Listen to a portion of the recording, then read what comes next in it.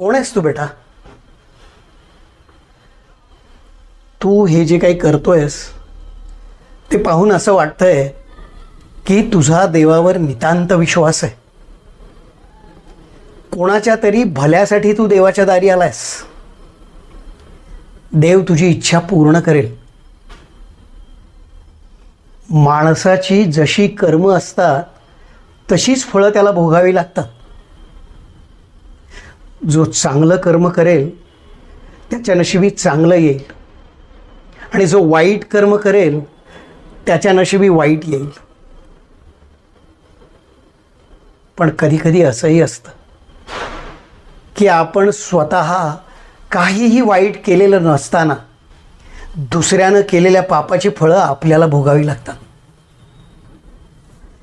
कदाचित मागल्या जन्मीची पापं असतील.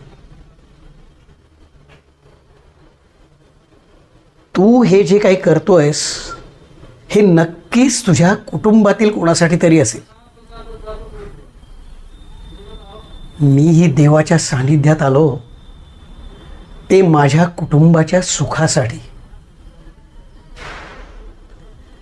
मी माझ्या कुटुंबात परत गेलो तर माझ्यामुळे त्यांना खूप दुःख सहन करावं लागेल. माझ्याकडे परतीचा मार्ग नाही, पण तुझ्याकडे तो नक्कीच असेल.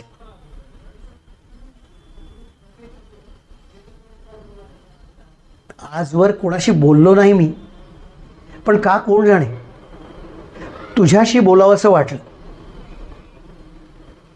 या देवळात सर्वजण मला बाबा म्हणतात. तूही मला बाबा म्हणू शकतोस. तुझं नाव काय आहे ते मला जाणून घ्यायचं नाहीये. तू माझ्या मुलासारखा आहेस. मी तुला बेटा म्हणेन, तू मला बाबा म्हण. बाकी सगळं देव बघेल. हर हर महादेव, हर हर महादेव.